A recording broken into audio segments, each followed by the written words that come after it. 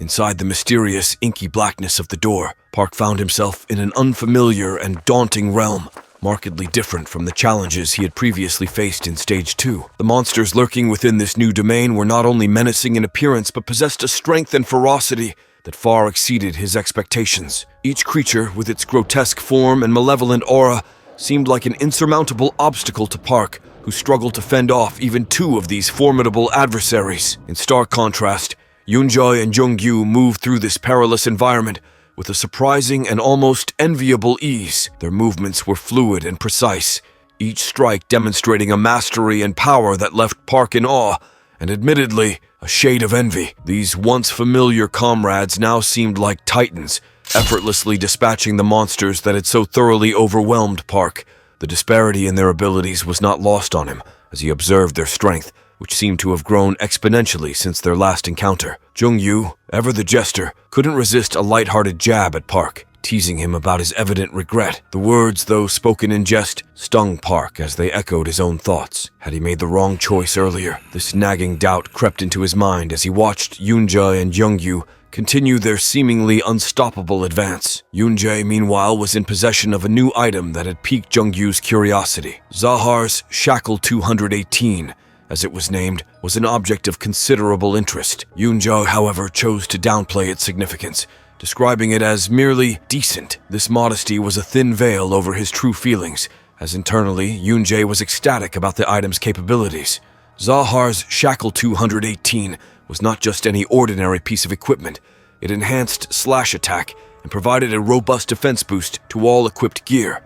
It offered defense penetration abilities proportionate to the user's magic usage and, impressively, reduced magic consumption by a significant 20%. This item was a game changer, a fact that Yoonjae was keenly aware of, even as he chose to understate its importance. As Day 1 of Stage 4 drew to a close, the leaderboard showcased a surprising hierarchy of players. Yoonjae had ascended to the top, a testament to his skill and strategy, accumulating an impressive 2050 team points. Do-hyung, ever the formidable contender, was in close pursuit in second place, with Jungyu following at a respectable third. Yoonjae's meteoric rise was not just a personal victory. It was a clear indication of his growing prowess within this dangerous world. However, the opposing team was not to be underestimated. They had amassed a staggering 28,550 team points, dwarfing Yoonjae's team's total of 3,050 points. This significant lead underscored the competitive nature of Stage 4, and the formidable challenges that lay ahead. The distribution of individual rewards, based on points earned, further highlighted the disparities between the players. Yoonjae, for his efforts,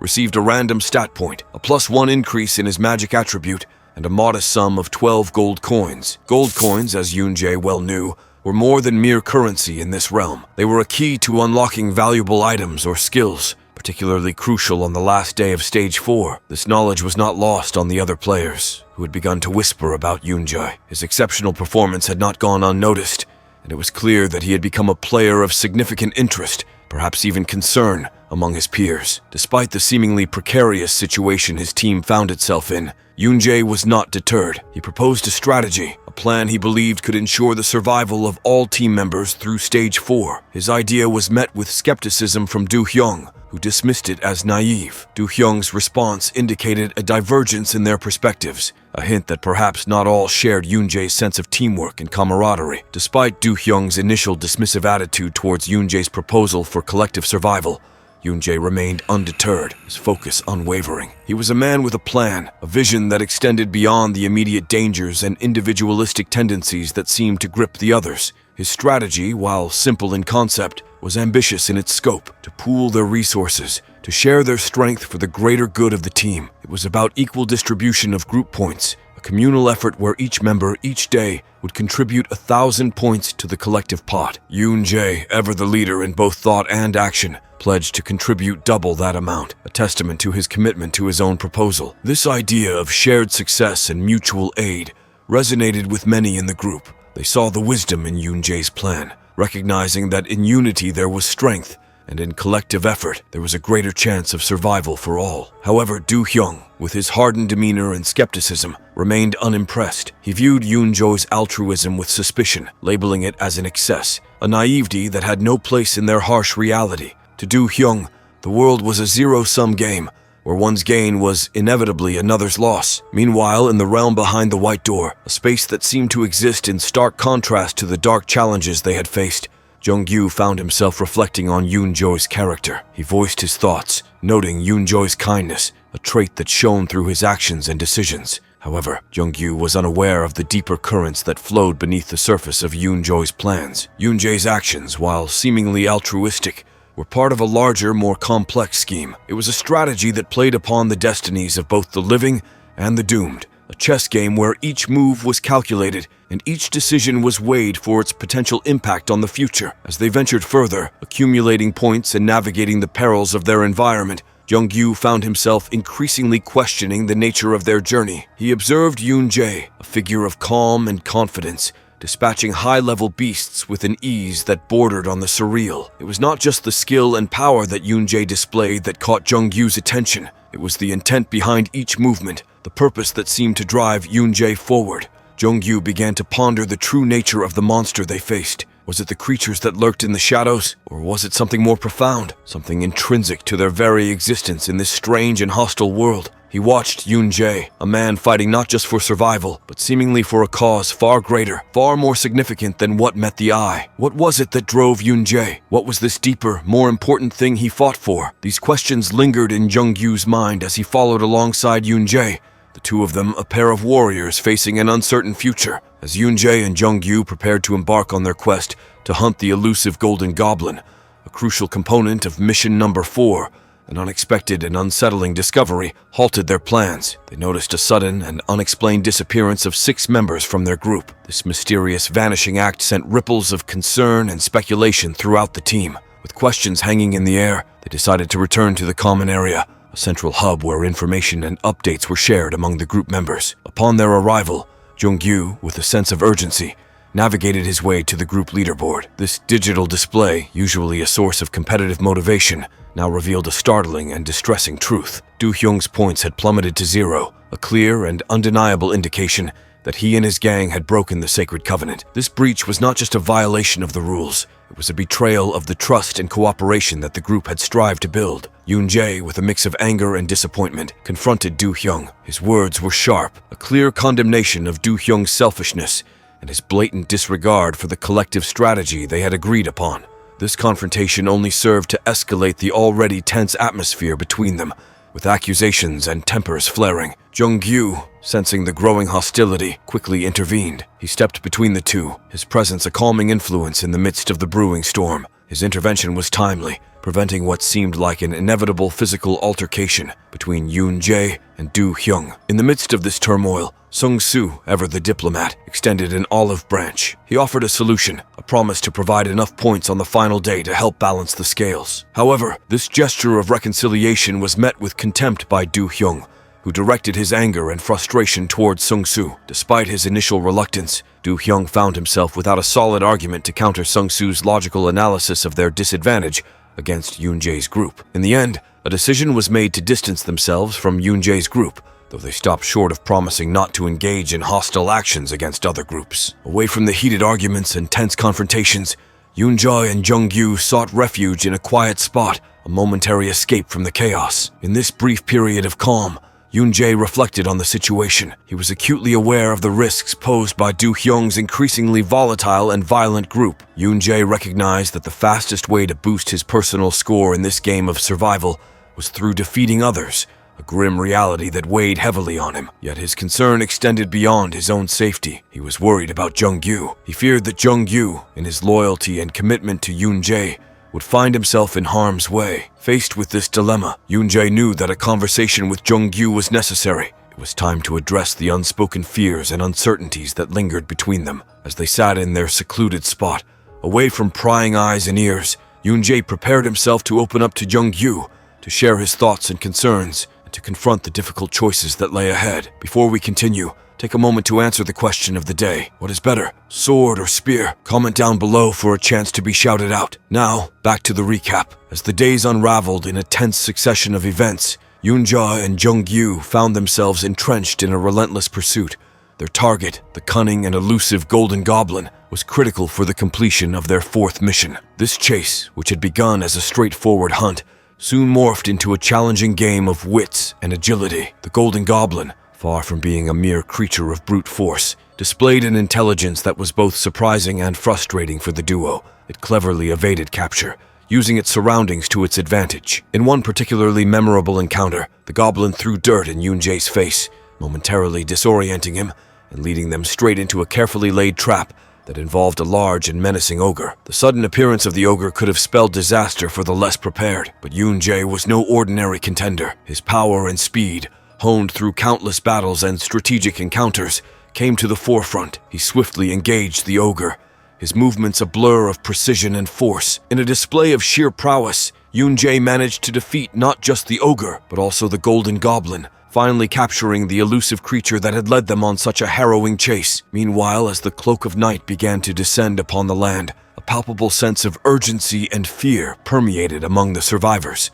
A group of individuals, acutely aware of the growing challenges and the looming final mission, gathered together. Their goal was clear: to seek assistance and guidance from the more experienced and powerful players, to bolster their own strength in preparation for what lay ahead. However, their gathering was abruptly disrupted in a startling and violent manner. Do Hyung's crew, emboldened and ruthless, launched a sudden attack on the group. This assault was a clear indication of the escalating tensions and the breakdown of order among the survivors. Do Hyung and his crew, driven by a relentless ambition to boost their own scores, showed no mercy. Their attack was brutal and unyielding, disregarding the desperate pleas for mercy from their hapless victims. It was in this moment of chaos and terror that Yoon-jae and Jung-gyu made their timely appearance. The duo, now well versed in the art of combat, sprang into action. They began to fight back against Do Hyung's men, their skills honed through their relentless pursuit of the Golden Goblin, now being put to a different, grimmer use. Their intervention caught Do Hyung and Sung-soo completely off guard, shifting the dynamics of the conflict. Yoon-jae and Jung-gyu's arrival turned the tide of the battle. They moved with lethal precision, their coordinated attacks slicing through the ranks of Do Hyung's crew. This unexpected turn of events was a stark reminder of the volatile nature of their world, where alliances were fragile and survival often hinged on the swift and decisive actions of the few. In a flashback, after defeating the Golden Goblin, Yoon-jae and Jung-gyu collected a series of treasures, including a valuable item called the Bottle of Death Tears, which boosted magic power and recovery rates by 20%. Yoon-jae encouraged Jung-gyu to choose items for himself, but not to be too greedy. Jung-gyu observed Yoon-jae using the water bottle, which restored his depleted magic strength and brought him comfort. Jung-gyu also found a rare sword ability from a book among the treasures, allowing him to cut down trees easily. Yoon-jae gained more sword skills and increased his magical power accumulation after defeating the Golden Goblin. Upon returning to the present, Yoon-jae and Jung-gyu discovered Do Hyung mercilessly killing people, and Jung-gyu was furious. Yoon-jae tried to intervene and stop Do Hyung, leading to a confrontation between them. Do Hyung insulted Yoon-jae, claiming he only lived for justice, but Yoon-jae countered, emphasizing his faith and strength. Do Hyung ordered his men to attack Yoon-jae, but they hesitated, causing Do Hyung to launch an attack himself. However, Yoon-jae's power was overwhelming, and he swiftly defeated Do Hyung, throwing him aside with the help of his bracelet skill. Meanwhile, Do Hyung's comrades, including Yu-ra, continued to attack Jung-gyu, but Yoon-jae intervened, displaying his immense power and striking fear into onlookers, including Sung-soo. Do Hyung tried to attack Yoon-jae once more, but he was quickly counterattacked and ultimately defeated, leading him to plead for his life. After forcefully finishing off Do Hyung, Yoon-jae was rewarded with 4,750 individual points and 48110 mission points by the system. He believed that Do Hyung's death was well-deserved due to his actions and lack of remorse. Following Do Hyung's demise, Yu-ra, who had previously been part of his group, begged for her life and hesitated to attack Yoon-jae when Jung Ji-wyu noticed her behavior. Yoon-jae advised Jung Ji-wyu not to lose his spirit and took charge of the situation, emphasizing that murder was unacceptable, regardless of the circumstances. He warned Jung Ji-wyu to be cautious of Yu-ra, who could potentially attack them. Yoon-jae then searched for the last person in the forest, a man who had threatened to kill him. However, an ogre monster appeared, causing the man to panic and attempt to flee. The monster swiftly killed the man, and Yoon-jae dispatched the monster. Yoon-jae believed that individuals like the man, who were villains, deserved to die. He instructed Jung Ji-wyu to collect the coins from the people they had killed, even though Jung Ji-wyu found it somewhat repulsive. Back in the auditorium, the crowd grew restless and worried after realizing that people at the top had been killed. They were concerned about the decreasing point difference and felt terrified by the low points they had accumulated. Yoon-jae reassured them that the situation was manageable and insisted that they continue forward, assuring them that he and Young-jae-wyu would handle it. Yoon-jae and Young-ji-wyu proceeded to open the next door, entering mission number 4 on the final day. They were exhausted, having spent the entire day hunting monsters. Yoon-jae pushed himself to the limit, chasing goblins and eliminating Sung-soo's squad. He was determined to win to fulfill their mission. The computer system announced that Day 5 of Task 4 had ended, with Yoon-jae securing the first place and Jung-ji-wyu the second place in the individual rankings. Their team's total score was 219-200, while the opponent group scored 217550. Both teams successfully completed task number 4. After successfully completing task number 4 and achieving the highest group score, Yoon-jae received the gift of righteous action from the system. All of Yoon-jae's stats were quadrupled, and he obtained 136700 mission points. He also received 63 more coins, bringing his total to 163. Deciding to spend his coins wisely, Yoon-jae purchased a bracelet named Zahar for 160 coins, a name that seemed vaguely familiar to him. Yoon-jae continued to practice his new skill, preparing for the upcoming mission number 5, which would determine his rewards based on level and achievement rate. With the enormous door appearing before him, Yoon-jae knew he had to press on to reunite with his wife and children. Upon arriving in a castle, Yoon-jae encountered troops who questioned his presence. His task was to defend the castle against cursed corpses, and he witnessed dry skeletons attacking the soldiers inside. Yoon-jae skillfully defeated the numerous corpses with his sword, even though they were numerous and poisoned, as they appeared slow and weak. After the battle, Max, the commander of the castle's soldiers, thanked Yoon-jae and was perplexed by his sudden appearance. Yoon-jae assured Max that he wouldn't cause trouble and learned that the castle was invaded by zombies every full moon. They managed to kill the zombies, but they kept reviving every night. Yoon-jae agreed to aid Max and the soldiers in dealing with the zombie problem, as he felt it was his duty. He suspected that the S-level task might be too easy, and was determined to help the soldiers. During a rainy night, the zombies attacked again, and Yoon-jae disappeared, leaving Max terrified. However, Yoon-jae eventually reappeared and killed the corpses. He had discovered the source of the zombies, setting the stage for the next phase of their mission. In the forest, Yoon-jae and Max's group confronted the robed individuals who were summoning the undead. Yoon-jae intended to eliminate them, but he was concerned about the soldiers' safety due to the heavy rain from the previous night. Max, however, was determined to accompany Yoon-jae into the forest. They found the mages performing dark magic, and the mages warned them to run away. Although it was still daytime, the mages hurried their magic process upon sensing Yoon-jae's power. Yoon-jae and the soldiers advanced to stop them, causing the ground to crack beneath them. A massive monster emerged from the ground, and Yoon-jae reprimanded the mages for summoning it while the sun was still visible. The mages realized their mistake and panicked. Yoon-jae faced the monster head-on while Max's army dealt with the remaining threats. The monster was a formidable opponent, and Yoon-jae had to use the magic power of his bracelet to fight it. Despite dealing damage to the monster, Yoon-jae realized he might be defeated. The monster noticed Yoon-jae's bracelet and lunged forward, catching him off guard. Yoon-jae couldn't dodge the attack and received it head-on. The force of the blow shattered his sword into pieces, rendering it useless. As Yoon-jae tried to wield his second sword, the demon suddenly teleported behind him and struck him, sending Yoon-jae flying. Yoon-jae realized that the demon had the ability to teleport. While lying on the ground, he understood that this was the demon's chance to kill him and devour his soul, turning him into a lowly ghost. The demon threatened Yoon-jae with a dreadful death. Yoon-jae remained undeterred by the monster's warning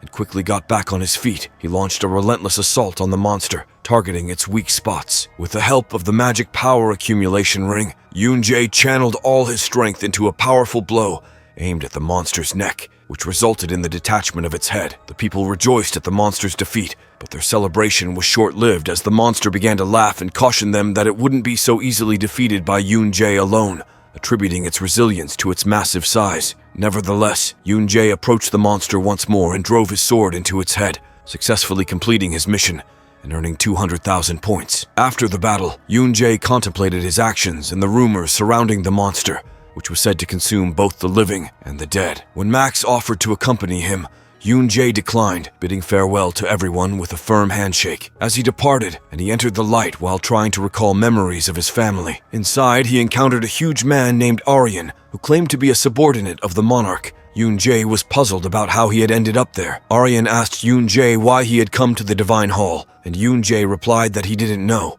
He had followed the fog until he entered. Ariane seemed to believe Yoon-jae wasn't lying and said he was following his lord's will. Ariane then offered Yoon-jae enormous power, warning that it would be painful and potentially deadly, but also presented a significant challenge. After some consideration, Yoon-jae agreed, determined to meet 2 specific people and willing to do whatever it took. Ariane directed his power towards Yoon-jae, causing him intense pain and making him feel as if his life was being drained away. Yoon-jae's ordeal continued as he lay unconscious, his body racked with pain. Ariane assumed that Yoon-jae had given up, but then Yoon-jae suddenly coughed, his mouth bleeding. He remembered his reason for living, thinking of On-gyung and Min-ah, and realized he had to survive to meet them. This newfound determination allowed Yoon-jae to awaken from his trance. Ariane noticed that Yoon-jae had regained consciousness and inquired if there had been any changes. Yoon-jae, still recovering from his ordeal, asked Ariane who the monarch was. Ariane didn't provide a clear answer, but instead mentioned the gifts Yoon-jae had received. Ariane wished Yoon-jae luck,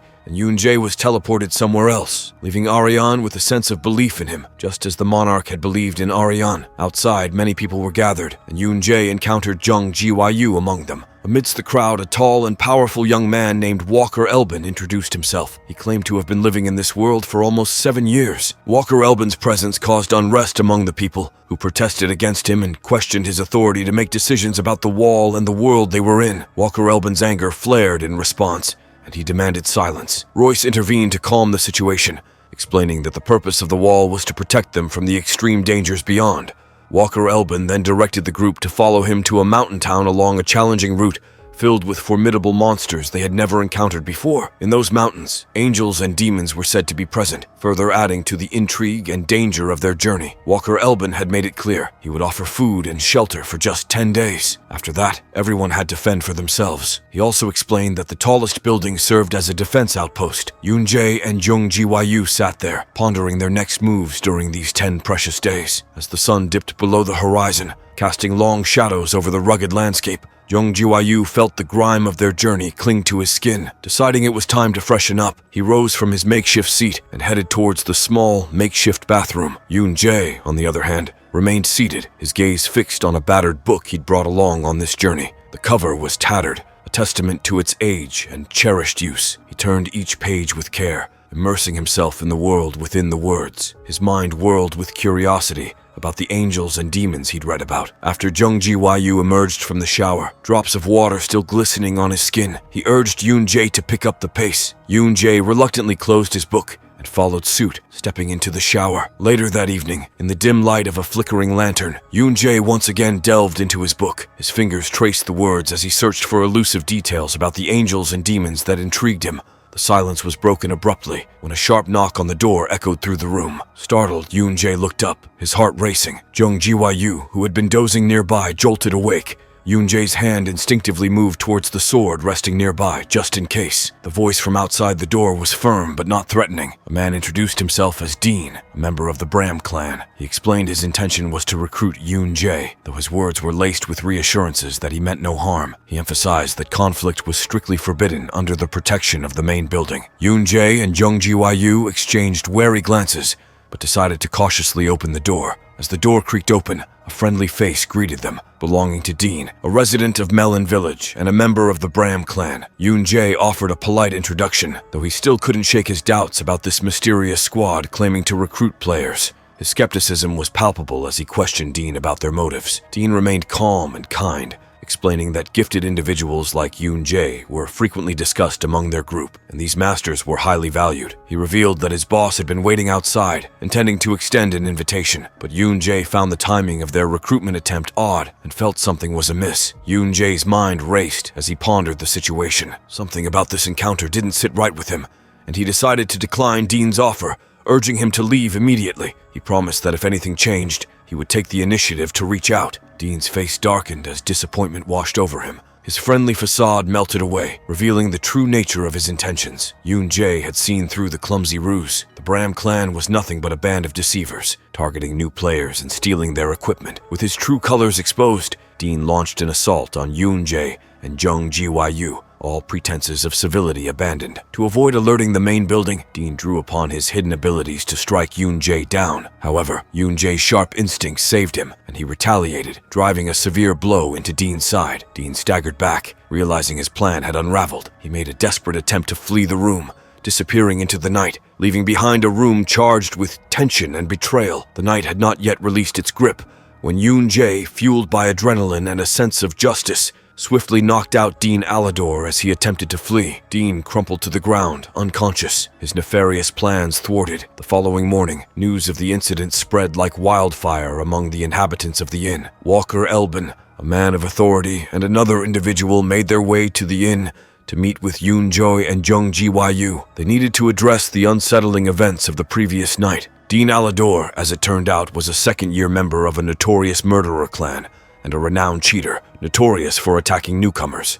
A reward of 30 gold coins had been put on his head for capture. Given Dean's criminal status, it seemed unlikely that Yoon-jae and Jung Ji-wyu would face imprisonment or punishment. This revelation lifted a heavy burden from Jung-yu's shoulders, who had spent the night fearing dire consequences. The unexpected turn of events, including the possibility of receiving a bonus, brought relief and joy to him. As they absorbed the news, Walker Elbin extended an invitation to both of them to join the Skyscraper clan, recognizing Yoon-jae's exceptional potential and viewing him as a valuable asset for the clan selection project. Walker Elbin sincerely sought Yoon-jae's recruitment. However, Yoon-jae, steadfast in his previous decision, respectfully declined Walker's offer. On their journey back to the Skyscraper clan, Walker's companion couldn't help but express doubts. He believed Yoon-jae's victory over Dean Alador had been a mere fluke, and that recruiting a newcomer was unheard of. Walker, however, bristled at these comments, knowing full well that Yoon-jae's skill had not been a stroke of luck. Determined to have Yoon-jae as a member of his clan, Walker brushed aside any lingering doubts. With the reward secured, Jung Ji-wyu and Yoon-jae headed to meet a great wizard. In Melon Square, Yoon-jae quickly recognized the bearded old man with gray hair as the great wizard Abram, the very person he had been seeking, as mentioned in the diary. Abram initially assumed that the two were there to use a portal, but Yoon-jae brought up the topic of the laboratory. Suspicion flickered in Abram's eyes at the revelation of this secret knowledge. Yoon-jae made the fateful choice to offer his assistance. Abram's keen gaze landed on Yoon-jae's bracelet, a detail not lost on him. He then requested the location, as it aligned with his own destination. Later, Yoon-jae and Jung Ji-wyu followed the trail that led them to the cliffs. To their surprise, they stumbled upon the mouth of a cave. This cave, as Yoon-jae had learned from the diary, was positioned at a perilous height and was no ordinary find. It marked the first dungeon discovered near Maloon and was dangerously close to the outskirts. Most importantly, it was rumored to house a hidden treasure. Inside its depths lay the results of Abram's long-term research, a significant and valuable revelation for the city of Maloon. The gravity of the information they had stumbled upon weighed heavily on Yoon-jae and Jung Ji-wyu. The consequences of this discovery could be far-reaching and unpredictable. With trepidation, they ventured further into the laboratory hidden within the cave. As they delved deeper, an eerie tension hung in the air, sending shivers down their spines. After a short distance, Yoon-jae encountered a gruesome sight. Several corpses and scattered remains, some grotesquely mutilated. A macabre shock rippled through them as they suddenly witnessed movement among the lifeless bodies. These animated corpses swarmed towards Yoon-jae and Jung Ji-wyu, but with their newfound abilities, the two friends easily dispatched the grisly threats. Amidst the carnage, Yoon-jae spotted a glimmering blue stone on one of the corpses. Upon closer inspection, he recognized it as the Chimera Magic Stone, a vessel containing a small reserve of magic used to control chimeras. Pressing forward, the duo continued their journey through the cavern until they reached the final door, guarding Abram's most profound secret. This door was protected by a magical chain, which Jung Ji-wyu swiftly shattered with his sword. Beyond the door, they encountered a massive experimental tube containing a human figure in stasis. Meanwhile, the Skyscraper clan had been fervently searching for the location of Abram's laboratory, but progress had been slow, causing Walker Elbin's frustration to mount. The delay had left him feeling uncommitted, and the lack of concrete information had made him question the existence of the laboratory. Furthermore, the Skyscraper clan's inability to investigate the murderer clan's activities had left him agitated. In response, Walker Elbin ordered his subordinates to intensify the investigation, determined to locate Abram's laboratory without further delay. Back in Abram's lab, Yoon-jae and Jung Ji-wyu were awestruck by the sheer scale of the research room deep within the cave. The atmosphere exuded a foreboding darkness, that sent shivers down their spines. Eager to find something of value, Yoon-jae's eyes fell upon a peculiar cabinet. Without hesitation, he began to inspect its contents, discovering a plethora of bottled potions meticulously crafted by the magician Abram. Though uncertain of their use, Yoon-jae decided to discreetly appropriate them for himself. Amidst their exploration, Jung-ji-wyu noticed something peculiar about the man encased in the sizable experimental tube. It appeared that the man had just shifted his gaze, revealing that he was still alive. Overcome with sympathy, Yoon-jae resolved to free the captive from his confinements. Soon after, Yoon-jae and Jung-ji-wyu crossed paths with Abram, revealing that they had uncovered the location of his laboratory. Jung-ji-wyu couldn't help but inquire about the deeds that had transpired within these walls. However, to their surprise, the elderly magician could not recall any specifics. Yoon-jae decided to divulge the location of the laboratory, and a hearty laughter erupted from Abram. He realized that the hidden laboratory was closer than he had thought all along. Abram's departure was swift, leaving behind an enigmatic smile. In his wake, he presented Yoon-jae and Jung-ji-wyu with two enticing rewards: a teleportation scroll and a ring that remarkably increased their attributes by 198 points. As he hurriedly left, a sense of unease lingered in the air, and Jung-ji-wyu couldn't help but worry about the elderly magician's well-being. However, Yoon-jae remained calm and collected, asserting that they had what Abram was likely searching for. With a flourish, he produced a purple bottle, hinting at the valuable contents it held. Before we continue, let's take a moment to shout out Aurora Simp, who commented, "This channel is so underrated, bro. You always cover good manhwa on our unordinary video. Thanks for commenting." In the days that followed, Yoon-jae and Jung-ji-wyu took a well-deserved rest, reflecting on the recent turn of events. They marveled at how smoothly things had transpired and contemplated the potential for additional rewards if they were to share information about Abram's cave with the Skyscraper clan. This prospect excited Jung-ji-wyu, who had been sleep-deprived for days due to the intensity of their adventures. Yet Yoon-jae had more plans in store. He reached into his pocket, retrieving several vials of solution they had collected from the cave. He instructed Jung-ji-wyu to consume them in a specific order, starting with the red and followed by the blue. While it was impossible to predict the full effects, it was evident that these solutions would benefit their bodies. Without hesitation, they consumed all the vials. The moment the liquids entered their systems, an intense reaction surged through them, causing both Yoon-jae and Jung-ji-wyu to cry out in agony as their stats rapidly increased. It felt as though their entire bodies were consumed by fiery energy. After a while, the sky darkened, and they decided to pay a visit to the Skyscraper clan the following morning before taking a well-deserved break. As they prepared to leave, Yoon-jae consulted his diary, his expression darkening with urgency. He rushed to the Skyscraper clan and urgently requested a meeting with Walker Elbin, emphasizing the gravity of the matter concerning Abram's laboratory. Walker Elbin's initial joy at their arrival quickly faded when he observed Yoon-jae's serious demeanor. Yoon-jae delivered a dire warning, revealing that Abram was on the brink of launching an attack on Melon with a rejuvenated body. At that very moment, as if on cue, Abram appeared in front of the Skyscraper clan gate, his once elderly appearance now replaced with youthful vitality. What will happen next? Find out next time by staying tuned for our future recaps. Don't forget to like and subscribe for more great recaps.